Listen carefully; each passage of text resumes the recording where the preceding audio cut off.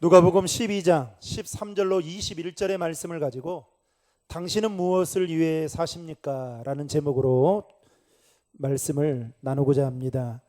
모든 사람은 누구나 다 잘 살고 싶어하는 마음을 가지고 하루하루를 살아갑니다. 문제는 어떻게 사는 것이 정말로 인생에 있어서 잘 사는 건지 저마다의 생각이 다 다르다는 것이죠. 하루는 고등학생 딸이 자신의 엄마에게 전화를 걸어서 이렇게 물었다고 합니다. 엄마, 나 궁금한 게 하나 있는데 하나 여쭤봐도 되겠냐고. 그랬더니 엄마가 이 뜬금없이 전화하는 그 딸의 말을 듣고 도대체 무슨 일일까 싶어서 물었다고 합니다. 궁금한 게 뭔데? 라고 물었더니 그 딸이 이렇게 말했다는 거예요. 엄마, 나도 인생을 잘 살고 싶은데 어떻게 사는 게 잘 사는 건지 몰라서 물어보는데 엄마 알아요? 라고 물었다는 거예요. 딸의 질문을 받은 엄마는 순간적으로 당황을 한 나머지 이렇게 이야기했다고 합니다. 성공하고 행복하면 잘 사는 거야 라고 대답했다는 거예요. 그런데 이 엄마의 대답에 딸이 흔쾌히 동의할 수가 없었다는 거예요. 자기가 원하는 답을 들을 수가 없었다는 겁니다. 어떻게 해야 성공하고 그러면 어떻게 해야 행복하는지 그 이유를 말해주면 좋겠건만 엄마는 아무런 대답도 하지 않았다는 겁니다. 여러분, 정말로 인생에서 성공하는 것만이 인생을 잘 사는 것이고 또 행복한 것만이 인생을 잘 살고 있는 거라고 여러분 생각하고 계십니까? 저는 그렇지 않다고 생각합니다. 왜냐하면 사람마다 생각하는 성공과 행복의 기준이 모두 다 다르기 때문입니다. 예를 들어 볼까요? 어떤 사람은 성공과 행복의 기준을 소유에 두고 있습니다. 그래서 많은 것을 소유하면 성공한 것이고 행복하다라고 생각하고 살아갑니다. 또 어떤 사람은 성공과 행복의 기준을 원만한 인간관계에 두고 살아갑니다. 또 어떤 사람은 성공과 행복의 그 기준을 많은 사람들로부터 자신의 존재 가치를 인정받고 대우받는 것이 성공과 행복의 기준으로 두고 살아가고 있습니다. 따라서 어떻게 사는 것이 정말로 잘 사는 것인지 우리는 깊이 생각해 봐야 되겠지만 오늘 이 시간 말씀을 통해서 우리가 그동안 무엇을 위해 살아왔고 또 앞으로 무엇을 위해 살아야만 하는지를 다시 한번 생각해 보는 그런 귀한 시간이 되었으면 합니다. 여러분, 오늘 우리가 살고 있는 이 시대는 철저하게 자본주의 시장경제 논리에 의해서 성공과 행복의 기준을 물질에 두고 사는 경향이 큽니다. 흔히들 말하기를 돈은 행복과 비례하지 않다라고 말을 합니다. 우리가 너무나도 잘 알고 있습니다. 그런데 왜 사람들은 이 돈은 행복과 비례하지 않는다는 이 말을 알면서도 돈을 쫓아 살아가는 걸까요? 아직까지도 우리 사회는 돈 있는 사람들이 어딜 가나 VIP 대접을 받고 돈이 있으면 권력과 명예를 얻을 수 있고 돈이 있으면 삶의 안정감과 평안함을 가져다 줄 수 있다라고 생각하고 있기 때문에 그렇습니다. 그래서 사람들은 돈이 인생의 전부다라고 생각하며 살아가는 사람들이 있습니다.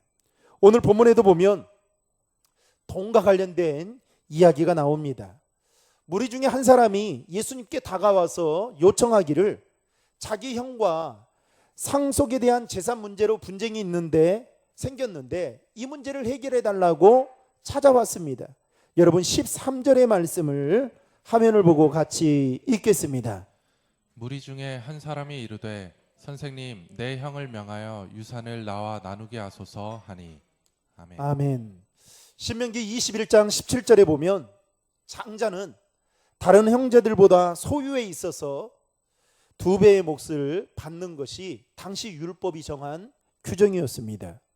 그런데 아마도 이 형제들 사이에서 이 규정을 무시하고 서로 더 욕심을 낸 나머지 크게 더 가져가기 위한 다툼이 생겼던 것 같습니다. 어쨌든 이 사람은 재산 분배에 있어서 마음에 들지 않았던 까닭에 예수님께 와서 이 문제를 해결해 주었으면 하는 마음으로 찾아와 요청했던 것입니다.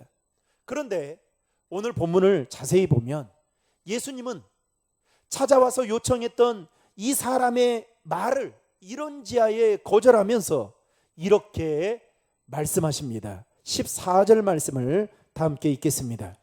이르시되 이 사람아 누가 나를 너희의 재판장이나 물건 나누는 자로 세웠느냐 하시고. 아멘. 무슨 말입니까? 한마디로 예수님은 자신에게 찾아온 이 사람에게 남의 집안의 재산 분배 문제까지 나는 간섭하는 사람이 아니다라고 말을 합니다. 그러면서 이 사람에게 오늘 본문에 보면 어리석은 부자의 비유에 대한 예화를 말씀해 주십니다. 예수님이 들려주신 이 부자의 비유에 대한 내용은 이렇습니다. 아마도 예수님이 말씀하신 이 부자는 당시에 대지주였던 것 같습니다. 즉 광활한 농토를 소유하고 있었던 것이죠. 그런데 농사를 본인이 지었는지 아니면 인부를 사서 짓게 만들었는지는 모르겠지만 이 부자가 가지고 있던 그 땅에서 소출이 많이 쌓아둘 만큼 모자랄 정도로 엄청나게 얻게 되는 그 은혜를 입게 됩니다. 그래서 이 부자는 창고를 더 확장해 지어서 자신이 수확한 것들을 가득 그 창고 안에 채워두고 그리고 남은 노후를 한가롭고 즐겁게 살 계획을 짜놓고 있었습니다. 그런데 여러분, 여기까지 뭐가 문제이겠습니까? 제가 오늘 본문을 봐도 이 부자는 크게 잘못한 것이 없어 보입니다. 왜냐하면 재산을 축적하는 그 과정에서 이 부자가 불법을 행했다면 비난을 받아야 되겠지만 오늘 본문의 기록상으로 보면 그런 문제가 전혀 나오지 않고 있습니다. 이것만 봐도 이 부자는 많은 사람들로부터 선망의 대상이 되기에 충분했던 자였습니다. 그런데 여러분, 놀라운 것은 예수님은 이 부자의 모습이 우리가 부러워할 만한 인생이 아니라 오히려 이 사람과 같은 모습으로 인생을 살게 되면 큰일 난다라는 경고의 말씀을 하고 있다라는 겁니다. 다시 말해서 겉보기에는 이 부자는 성공한 것처럼 보였지만 예수님이 보기에는 실패한 인생과 같다라는 의미로 오늘 본문에서 예수님은 이렇게 말씀하고 있는데요. 20절과 21절의 말씀을 다 함께 읽겠습니다. 하나님은 이르시되 어리석은 자여 오늘 밤에 내 영혼을 도로 찾으리니 그러면 내 준비한 것이 누구의 것이 되겠느냐 하셨으니 자기를 위하여 재물을 쌓아두고 하나님께 대하여 부여하지 못한 자가 이와 같으니라. 아멘. 하나님은 자신에게 유산의 문제로 분배 문제로 찾아온 이 사람에게 부자의 비유를 이야기를 하면서 지금 뭐라고 말씀하고 있냐면 이 사람은 세상의 기준으로 봐서는 부자이고 성공한 사람처럼 보이지만 뭐라고 말합니까? 20절 상반절에 보면 어리석은 자다. 즉 내가 보기에는 전혀 그렇지 않다라는 이 말을 어리석은 자라는 말로 단정지어 말하고 있는 것을 보게 됩니다. 한마디로 이 사람의 인생은 하나님이 보시기에 잘 살았던 인생이 아니었다라는 말로 바꾸어서 생각해 볼 수 있다라는 것이죠. 그렇다면 오늘 우리는 이 말씀을 통해 믿음의 사람으로 하나님을 기쁘시게 하는 삶을 살기 위해서 또는 우리 인생이 하나님 앞에서 여러분 좋은 평가를 받기 위해서는 꼭 알아야 할 사실이 있는데 그 사실이 무엇인지 오늘 말씀을 통해 두 가지로만 함께 나누고자 합니다. 첫 번째 사실은 오늘날 사람들이 추구하는 것들이 인생의 본질이 아닐 수가 있다라는 겁니다. 예수님께서 어리석은 부자의 비유를 말씀하시게 된 배경은 13절 말씀에 기록된 대로 무리 중에 한 사람이 내 형에게 명하여서 유산을 나와 나누어 주게 해주소라고 요청했기 때문이었습니다. 아마도 이 사람의 부모는 죽으면서 많은 유산을 자녀들에게 남겨두었던 것 같습니다. 그런데 형과 그 유산을 분배하는 그 과정 속에서 자신에게 돌아올 유산이 많지 않다라고 생각하고 또 분배하는 그 과정이 불공평하다라고 생각했던 나머지 더 많은 재산을 받고 싶어서 예수님께 찾아와 억울함을 호소하며 요청했던 것이죠. 바로 그때 예수님의 반응은 이 사람이 기대했던 반응과는 달리 나는 유산 분배에 관여하고 싶지 않다라는 이 마음을 가지고 예수님이 뭐라고 말씀하시느냐? 왜 나를 재판관이나 물건을 공평하게 나누어 주는 자로 여기느냐라고 말씀하고 있습니다. 그러면서 덧붙여 예수님은 뭐라고 말씀하시느냐? 이 사람에게 모든 탐심을 물리치라. 사람의 생명이 그 소유에 넉넉한 데 있지 아니하리라라고 말씀하십니다. 곧 너희의 불행은 지금 유산을 많이 받지 못해서가 아니라 네 마음 안에 있는 탐심 때문이다라는 것을 꼬집어서 예수님은 이 사람에게 말씀하고 있는 것입니다. 그런데 왜 예수님은 찾아온 이 사람에게 이렇게 말씀하셨던 것일까요? 인간적으로 생각해 보면, 잘 말씀해 주시면 역시 예수님은 다르구나, 다른 납비들보다 예수님은 성견지명이 있으신 분이구나 라는 평가를 받을 수 있고, 또 불통의 사람이 아니라 소통의 사람, 더 나아가서 나에게 도움을 주었기에 나에게 많은 몫이 돌아오면 일부를 당신에게 주겠다라는 이러한 말을 들을 수 있었음에도 불구하고 예수님은 왜 이렇게 좋게 이 사람이 기대했던 그 대답을 하지 않으셨던 것일까요? 이 사람이 추구하고 이 사람이 요구하는 그것, 즉 물질이 인생의 본질이 아니었기 때문에 말씀하셨다는 겁니다. 오늘 본문은 물질 한 가지로만 말씀하고 있지만, 여러분, 오늘날 세상 사람들이 추구하는 물질뿐만 아니라 인기, 명예, 권력, 또 성공, 이 모든 것들이 우리 인생의 때로는 본질이 아닐 수 있다라는 겁니다. 예수 믿는 저와 여러분의 인생에 있어서 그렇다면 본질은 여러분 무엇이라고 생각합니까? 오늘날 세상 사람들이 추구하는 물질이나 인기와 명예와 권력, 성공 등이 인생의 본질이라고 생각하시는 분들도 혹여나 여기에 계실 수 있을지 모르겠지만, 성경에 보면 하나님은 단 한 번도 그렇게 말씀하신 적이 없다라는 겁니다. 만약에 하나님도 세상 사람들과 동일한 생각을 가지고 계셨다면 자신을 따르는 제자들에게 뭐라고 말씀하셨을까요? 너희는 무엇을 먹을까 마실까 입을까 염려해야 된다. 네 앞길을 너희들이 잘 챙겨야 된다. 누가 돌봐주지 않는다. 이중직 가지고 살아라. 또 이것을 하면 어떻게 해결할 수 있는지에 대한 방법들을 예수님은 분명하게 말씀하셨을 것입니다. 그런데 마태복음 6장에 보면 예수님은 뭐라고 말씀하시냐? 너희는 무엇을 먹을까 마실까 입을까 염려하지 말라라고 말하면서 이 모든 것들은 다 이방인들, 즉 예수 믿지 않는 사람들이 구하는 것이다 라고 말하면서 덧붙여 이렇게 말씀합니다. 너희는 먼저 그의 나라와 의를 구하라 라고 말씀합니다.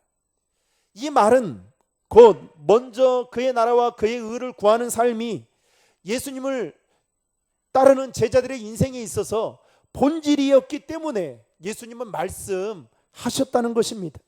그런데 여러분, 놀랍게도 이 말씀은 머리로는 알고 있지만 가슴으로까지 내려와서 이 말씀을 가지고 삶의 자리에서 살아가는 성도들이 많지 않다는 겁니다. 어느 날 파리 한 마리가 그만 실수를 하는 바람에 하루살이들 속에 살게 되었습니다. 파리가 이 하루살이들과 살게 되면서 자주 들었던 말이, 우리 인생이 하루로 끝나니 잘 먹고 잘 살아보자 라는 말을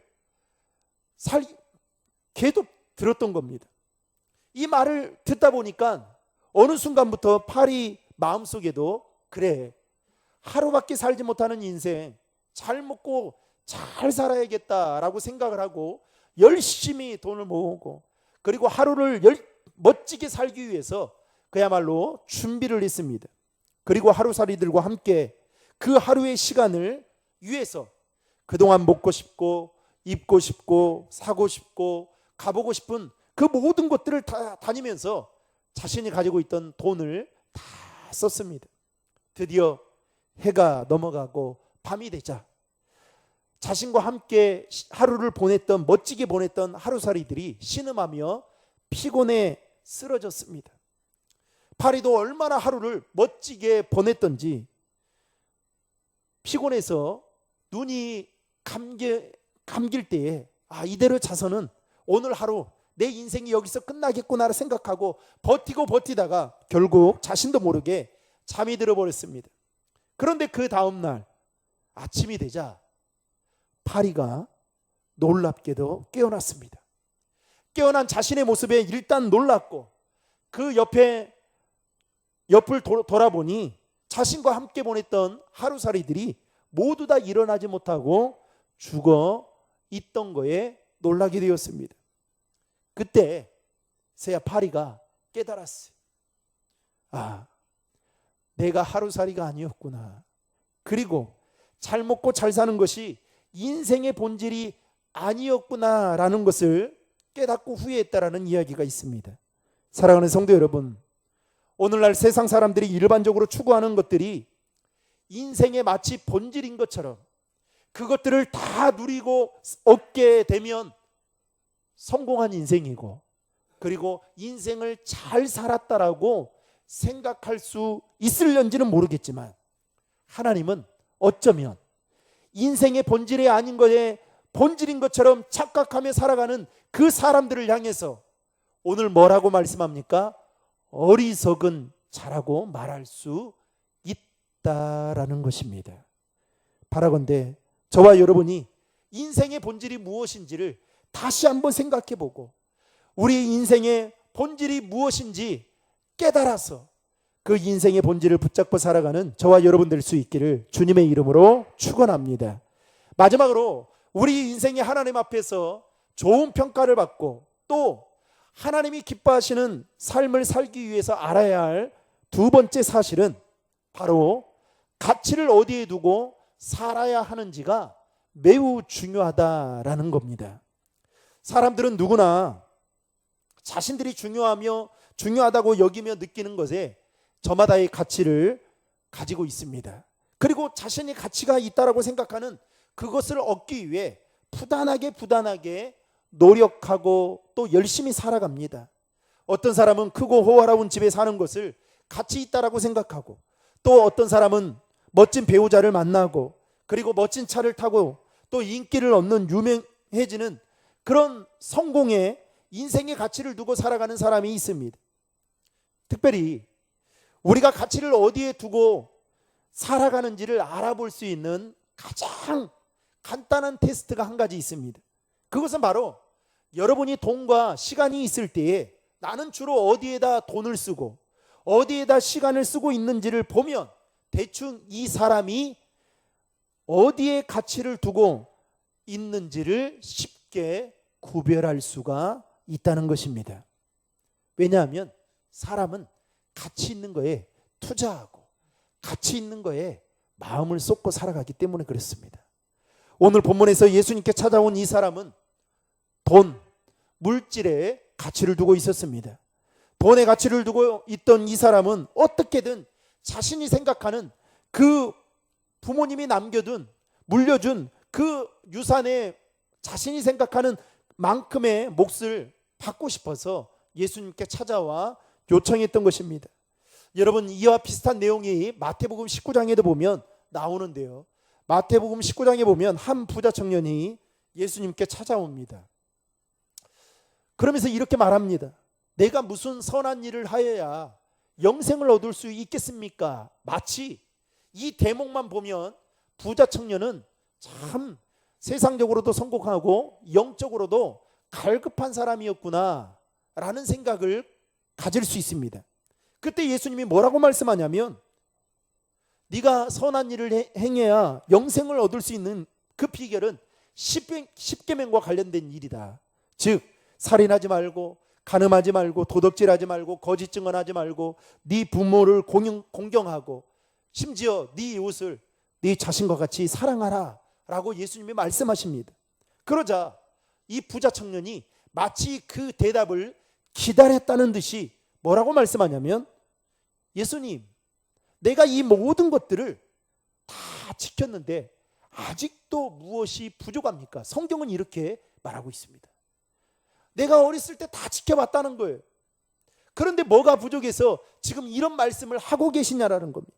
그때 예수님이 부자 청년에게 뭐라고 말씀하시냐면 네가 가지고 있는 소유를 팔아 가난한 자들을 나누어 준 다음 그리고 나를 따르라 라고 말씀합니다. 여러분, 살인하지 말고 간음하지 말고 도둑질하지 말고 거짓 증거하지 말고 내 부모를 공경하고 내 이웃을 내 자신과 같이 사랑할 만큼 이 율법을 지켰던 이 사람이 자신의 소유를 팔아 가난한 자들에게 나눠주는 것, 이거 못하겠습니까? 우리가 생각하면 아무런 문제가 될 수 없다라고 생각하죠. 그런데 여러분, 성경은 이렇게 기록하고 있습니다. 재물이 많음으로 이 말씀을 듣고 근심하며 갔다라고 말하고 있습니다. 여러분, 그러면서 예수님은 이 부자 청년에게 뭐라고 말씀하느냐? 부자가 천국에 들어가는 것이 낙타가 바늘기에 들어가는 것보다 어렵다라는 말씀을 하십니다. 마태복음 19장 22절과 23절의 말씀을 화면을 보고 같이 읽겠습니다. 그 청년이 재물이 많음으로 이 말씀을 듣고 근심하며 가니라. 예수께서 제자들에게 이르시되 내가 진실로 너희에게 이르노니 부자는 천국에 들어가기가 어려우니라. 아멘. 부자였던 이 청년도 예수님이 보기에는 인생의 성공을 돈에 두고 그 인생의 가치를 돈에 두고 살았던 겁니다. 그래서 예수님이 그 가치, 네가 생각하는 그 가치 있는 것을 나를 위해서라면 내려놓을 수 있고 버릴 수 있겠느냐라는 의미로 이렇게 말씀하셨던 것입니다. 결국 여러분, 성경에 보면 오늘 본문에 나오는 이 사람이나 또 부자 청년, 이 두 사람은 예수님이 자신들의 인생에 있어서 가치 있는 분으로 보이지 않았기 때문에 예수님을 떠났던 것을 보게 됩니다. 여러분, 성경에 보면 예수님을 가치 있게 여겼던 사람들에 대한 이야기가 참으로 많이 나옵니다. 그들의 공통점은 그들이 가지고 있는 그 모든 것들을 다 버리고 예수님을 쫓아갔다라는 공통점을 가지고 있습니다. 어부 출신이었던 베드로와 안드레는 배와 그물을 버리고 예수님을 쫓았고요. 세리였던 마태는 예수님을 만나는 그 순간 돈벌이가 잘 되는 그 세리직을 박차고 예수님을 쫓았습니다. 삭개오 역시도 세리장으로서 그야말로 돈을, 매국노라는 말을 많이 들었지만 그는 돈을 많이 가지고 있었던 사람이었습니다. 그런데 예수님을 만나고 나서 그 모든 것들을 다 내려놓고 예수님을 따랐던 것을 보게 됩니다. 바울 역시도 자신이 예수님을 믿기 전에 최고의 가치로 여겼던 것들을 빌립보서 3장 4절부터 6절에 언급하면서 그는 이렇게 말합니다. 내가 태어난 지 8일 만에 할례를 받은 순수한 이스라엘 사람이고 그리고 왕족 출신의 베냐민 지파였고 게다가 히브리인 중에 히브리언이었고 엄격한 규례를 따라 바리새인이었고 게다가 해박한 율법적 지식을 가지고 있는 그야말로 유대인들로부터 존경을 받을 만한 당대 최고의 사람이었다라는 것을 소개합니다. 그러면서 그가 예수님을 만나고 난 이후에 자신의 삶에 있어서 진정한 보배, 진정한 가치가 예수님이다라는 것을 깨닫고 그가 뭐라고 말합니까? 자신이 가지고 있는 그 모든 것들을 배설물로 여겼다라고 고백하고 있는 것을 보게 됩니다. 즉 예수 믿기 전에 세상 사람들이 다 가치 있다라고 생각하는 그것들을 예수 믿고 예수님을 만나고 나 보니 가치 있는 것이 아니구나라는 것을 깨닫고, 그리고 정말 가치 있는 예수님을 향해 그는 한평생 삶을 살았던 것을 볼 수 있습니다. 사랑하는 성도 여러분, 예수님을 인격적으로 만난 사람들을 보면 많은 변화들이 그들의 삶 속에서 찾아오게 된 것을 볼 수 있습니다. 그 중에 하나가 바로 가치관의 변화입니다. 이전에 세상 것에 가치를 두며 살았던 그 인생이 예수님을 인격적으로 만나게 되면 이제는 그것들의 가치를 두고 사는 것이 아니라 예수님보다 더한 가치가 없구나라는 것을 깨닫고 살아가게 된다는 겁니다. 더 이상은 세상의 것에 마음과 생각을 빼앗기지 않은 채 살아가게 된다는 것이죠. 여러분, 소위 돈 많고 세상에서 성공한 사람이라 할지라도 오늘 부자 비유를 말씀하면서 뭐라고 말합니까? 오늘 밤에 네 영혼을 불러간다면 네가 준비했던 그 모든 것들, 네가 창고 안에 쌓아두었던 그 모든 것들이 누구의 것이 되겠느냐? 여러분, 어쩌면 이 말씀을 우리에게 하고 있는 하나님의 말씀이 아닌가 싶습니다.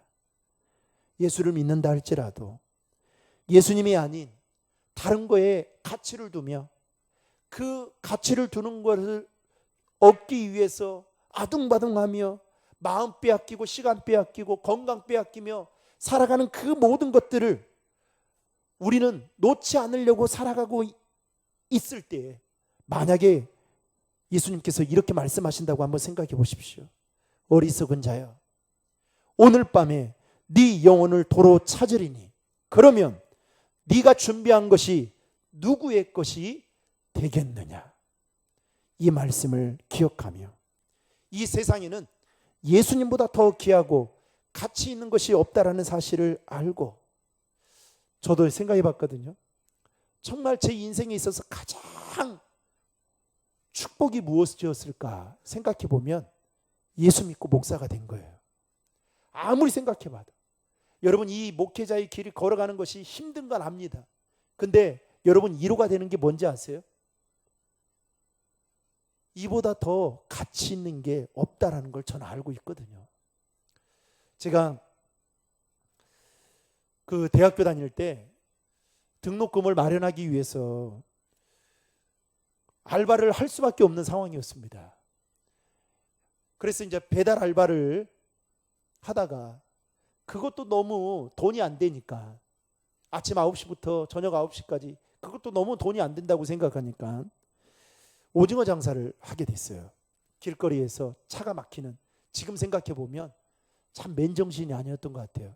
이천까지 오고, 여기 경기도 이천까지 오고, 지방 전주는 사 먹는 사람이 없으니까 다 대전, 이천 막 아무튼 서울 지방으로 와서 길이 밀릴 때, 특별히 여러분 연휴가 빨간 날이 되면 차가 많이 막히잖아요. 그 차 길거리 안에 서가지고 국도 가운데에 서가지고 오징어 하나 그 팔아보려고, 그 같은 동기 목사님하고 같이, 전도사님하고 같이 이렇게 몇 사람이 하면서 그 추운 날에, 더운 날에 다른 사람들은 다 차 안에서 시원한 에어컨 바람을 쐬가면서 막 오는데 저는 그 사람들에게 하나라도 더 팔아보려고 그럴 때가 있었거든요. 그러면서 저를 같이 그 일을 하자고 했던 그 전사님에게 화를 냈던 적도 있어요. 왜 나를 불러가지고 이 고생을 시키냐고, 나 안 하겠다고 막 그랬는데, 그렇게 저를 아무튼 어떻게든 이놈 한번 붙잡아 놓고 사람 만들어야겠다. 그 형님 밑에서 제가 4년 넘게 성경을 배웠거든요. 철저하게 배웠습니다. 큐티하는 방법부터 하고, 아침에 신학교 가면 그 선지동사는 기도원에 1시간 전에 들어가서 기도하게 하고, 어떻게 아무튼 그렇게 했어요. 그러면서 제가 그때 깨달았던 게 한 가지 있습니다. 몸은 힘들고 그리고 사람들 앞에 나서는 것은 참 부끄러운 일이었지만 내가 이 일을 평생 하지 않아야겠다. 이거 돈 버는 거 학자금 마련하기 위해서 하는 거지만 정말 예수님 잘 믿고 그리고 믿음의 길을 걸어가는 것이야말로 가장 가치 있는 일이다라는 것을 제가 그 일을 할 때마다 하나님이 깨닫게 해주셨어요. 그래서요, 힘들고 어렵지만 돌아보 한 번도 다른 길을 보지 않게 하셨습니다. 지금도 마찬가지입니다. 지금도 이 길이 힘들어요. 애롭습니다. 고독합니다. 남들이 다 가지 않고 남들이 선호하는 길이 아니기 때문에 그렇죠. 그런데 놓을 수 없는 한 가지 비밀은 이것보다 세상에 더 가치 있는 일이 없다라고 저는 생각하고 있기 때문에 그래요. 예수님보다 더 가치 있는 것. 그래서 그 가치 있는 것을 여러분들에게 가치 있다라고 소개하기 위해서 하나님이 부족한 저를 이렇게 목회자의 길로 걸어가게 하지 않았나, 이렇게 생각해 보게 됩니다. 그 길을 마지막 잘 마치는 게 하나님이 기뻐하시는 인생을 잘 사는 저는 비결이라 생각하고 지금도 목회를 하고 있습니다. 사랑하는 성도 여러분, 이 세상에는 예수님보다 더 귀하고 가치 있는 것이 없다라는 사실을 알고 가치 있는 그 예수님을 따라가는 저와 여러분 삶이 될 수 있기를 주님의 이름으로 축원합니다.